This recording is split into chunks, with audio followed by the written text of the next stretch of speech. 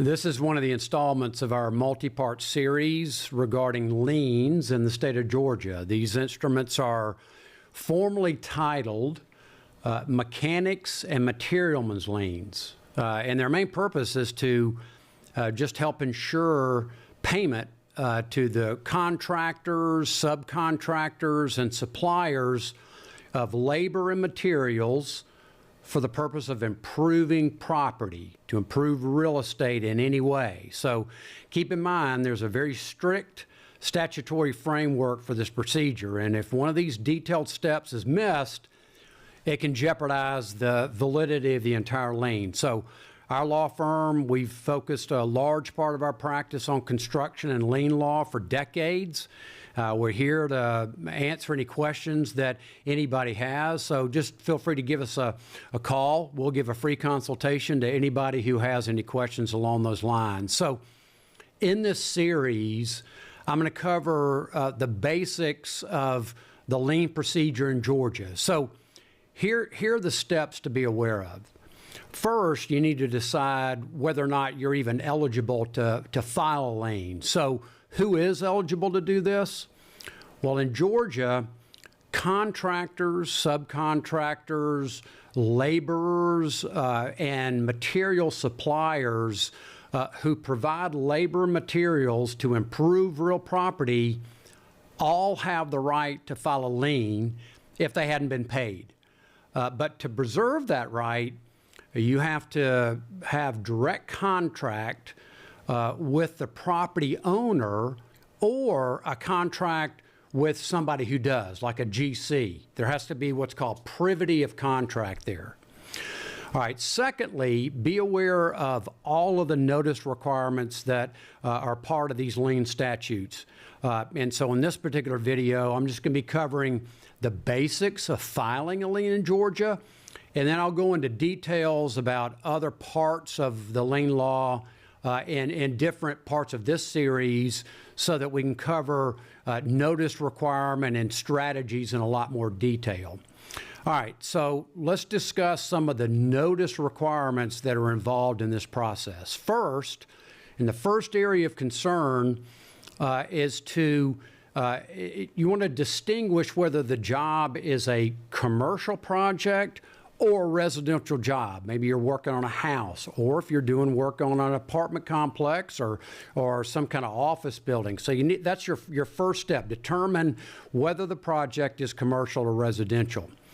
If your work is on a commercial project, the notice requirements are going to be a little bit different than they would on a residential project. So if you're doing work on a commercial project and the general contractor has filed what's called a notice of commencement, we'll talk about that, but you can always assume that they're going to do that step. I see some missed every now and then, but assume that the GC is going to go ahead and file a notice of commencement, okay?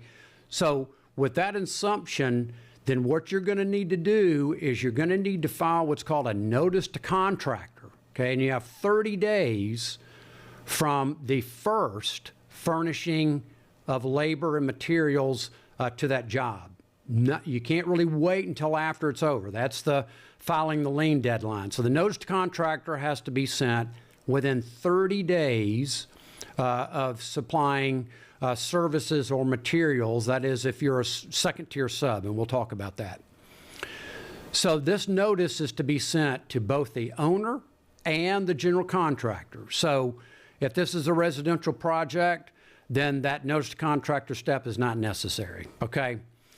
So if you've not been paid after you've completed your work or you delivered materials to the project for really any reason, then you need to be aware of your deadline for filing of your lien, okay? You must file your lien in the Superior Court of the county where the property is located within 90 days from the last day from furnishing services or materials. So I'll cover whether or not you distinguish punch list items in another video. Since I get that question a lot, they say, Richard, do punch list items count as my last work on the project? But just always treat this as your last work, and then, punch lists can qualify, and I'm going to cover that in detail on one of the future videos. Okay. Then the next step, there's a very quick deadline after that, and you have to be aware of this document. So after the filing of your lien, you must send a copy of the lien to the property owner within 2 business days, and that's got to be by certified mail or statutory overnight delivery. If you don't do this step, then your lien is likely invalid. Okay, so how long is your lien good for? All right, your lien, if it's properly filed and you did everything I told you before, it's going to be good for 12 months. So a validly filed lien is going to be good for 1 full year before it expires.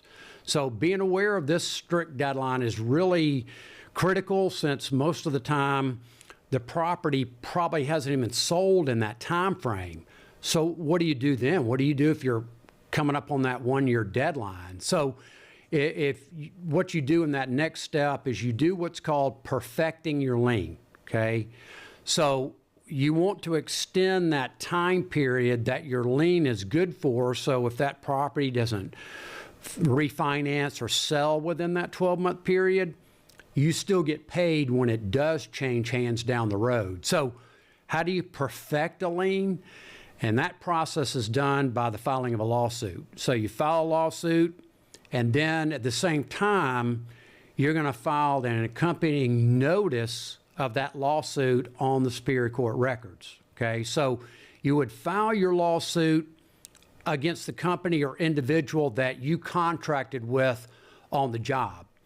And you can actually file that breach of contract suit in state court. A lot of times people get confused as to which court you file this breach of contract suit in, since they're just used to seeing all of these other notices being filed in the Superior Court. But, typically it's the state court that handles most of these civil actions and those lawsuits, and it's the Superior Court that registers the liens and the required notices, because that's where all of the deed and property records are kept for each county.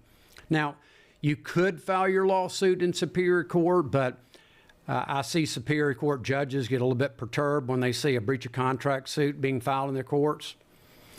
Okay, the next and last real basic step and notice requirement is called the notice of commencement of suit.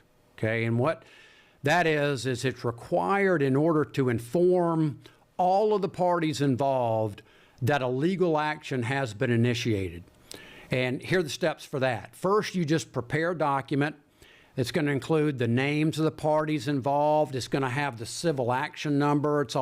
That's really also known as the case number whenever you file that lawsuit in state court. And the court where that suit has been filed is going to have that case number. And then you're going to put on your notice just the nature of the lawsuit. Now, here's where it gets a little bit tricky because of the timing of all this. We're talking about this last critical step. Because you need to file that notice in the Superior Court within 10 days from the filing of that lawsuit, and note here, since I mentioned earlier that most lawsuits are filed in state court, you're going to be putting the state court civil action number on your notice that you're then going to be filing in the Superior Court, where the lien is filed, okay? So as the last step in this process, you then just need to serve a copy of that notice of commencement of suit on all the parties that are involved in that lawsuit. Okay, so in summary, as you can see, the lien laws in Georgia, they're very intricate, and one misstep really can just invalidate your lien. So just be sure to follow all the requirements, all the applicable deadlines, or just give us a call and we'll be happy to walk you through that whole process.